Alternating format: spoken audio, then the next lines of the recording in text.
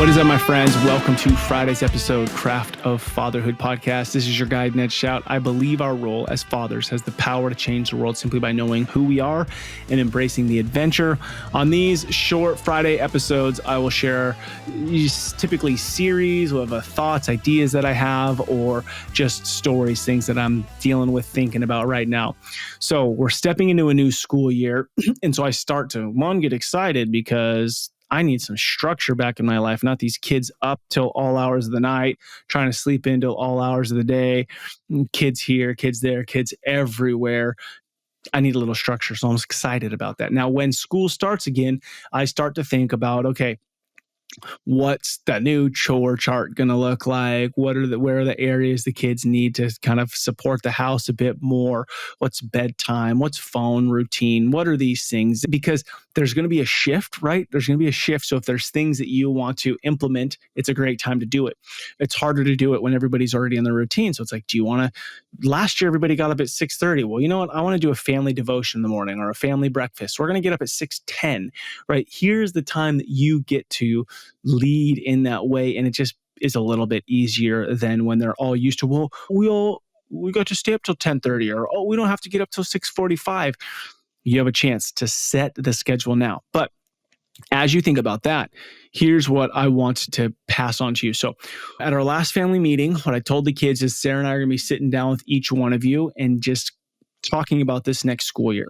So we had our first one with our oldest today, and then we have one with our son in 2 days, and it's just a check-in. And so here's the formula that I kind of came up with, or Sarah and I came up with really, and the whole goal is to just spark a conversation with your kid and maybe bring up some things that sometimes it just feels like out of left field if you were to bring it up. So Sarah and I met first, talked about each kid. Okay, what's going well? What do they need help in? What do we need to support? What do we want this next school year? Okay, we kind of came up with a little thought.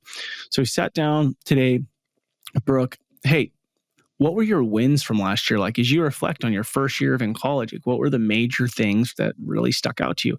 And I'll tell you, it's a little dry at first, right? It's a little bit like short, dry, whatever. It's okay. You've got to just like get them talking. So then it's like, okay, what were your wins? What were the things you were proud of? What'd you overcome? And then what were some of your obstacles? Like, what were the things that were frustrating or hard, right? And then how did you work through those? Okay, cool. As you think about this next year, what are some things that you want to be true, or what do you want to accomplish, or what do you want? And so sometimes the very things that you would like to see, like freshmen in college, class attendance, a little low. She brought that up, right? Didn't even need to. She brought that up. And so then that's beautiful because then it's her owning it, not us. So it's like, okay, awesome. Is there anything we can do to support you in that? No, I don't need my parents texting me every day. Okay, that's not what we're talking about, right? So there's this tension of like trying to fly the coop while also you're still our child. You still need our support. You still need our help. Led to great conversation. And so we sat and asked what worked well, what didn't work well, what do you want to see true as this year? How can we support you? And then it led into, those are all great things. Agree with you here, want to support you here, really good awareness there. And here's a couple things that we noticed that we would like to help support you on, or get your opinion on, or what do you feel about? So we went through those things. And then we built some structure around it. So one is, okay, you're on your own now. You have a job and we feel like we want to help you. There's no red flags. Like you didn't land $5,000 of credit card debt or no credit card debt, which was awesome. First year, we worked together to pay your first year of school off. Fantastic. Because our deal was just on that. Our deal, and this is what I've been doing with the kids lately, is I'll pay half, you pay half. So if you want to get a job and you want to pay, we figured it out. It was if I paid $1,000 a month, she paid $1,000 a month. I would match her $1 for school, which she did it, figured it out, got the first year paid. Beautiful. And I did the same thing with my kids, and it really impacted the twins the most because they just turned 16. So they're both working on buying cars. Brody bought one. We're still looking for press, but it incentivized them like, hey, if you go to work, every dollar that you put in savings, it had to be for a car, start a business, or college. So Brooklyn did this years ago for college. Brody and Presley are doing this, or just did this for their car.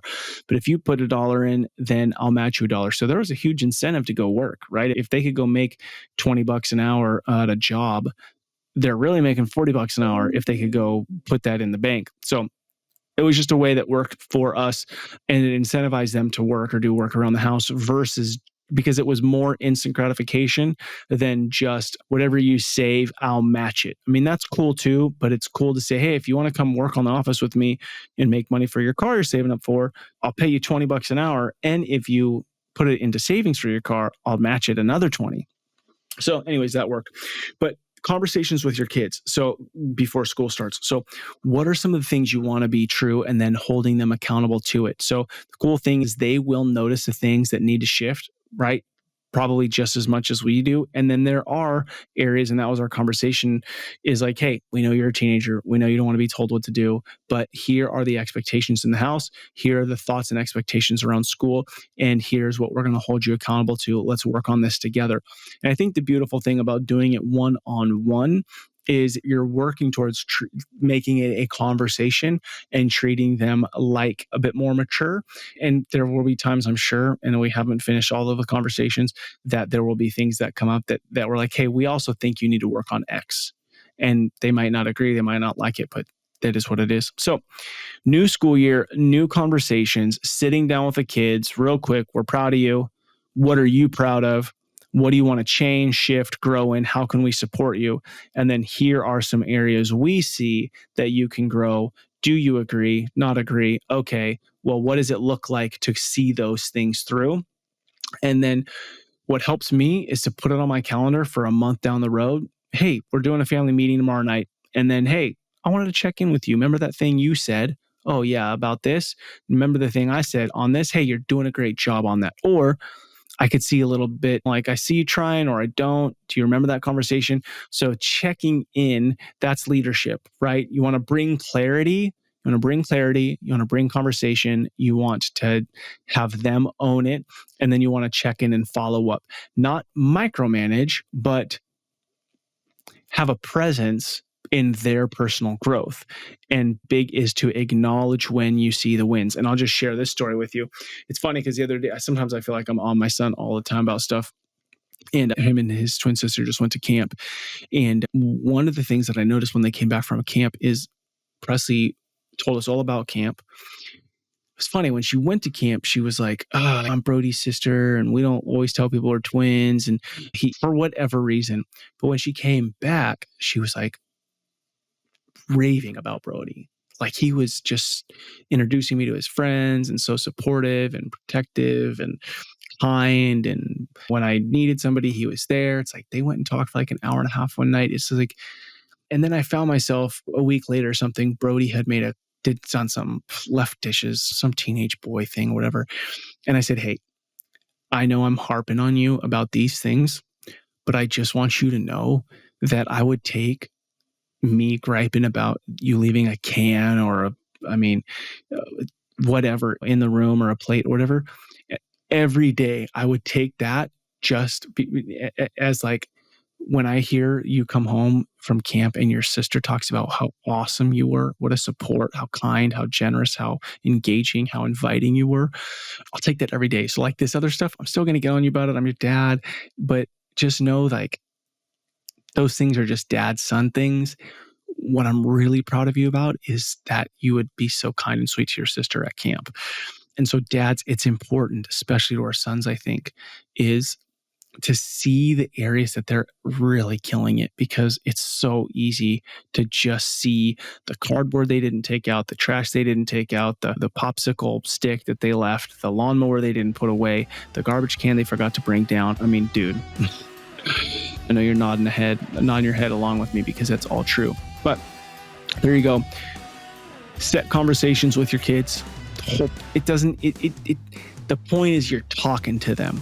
New school year, new conversations. Set an intention for the school year. If these conversations are helpful, write a review, share it with a homie. But here's the deal. Remember who you are. You are a father and you matter deeply. Together, let's rebel against the view that fatherhood has little impact in our world, and let's create lives engaged in mastering the craft of fatherhood. Much love to you, my brothers. Together, we're changing the world as we step into our fatherhood role. I look forward to hanging out with you next week.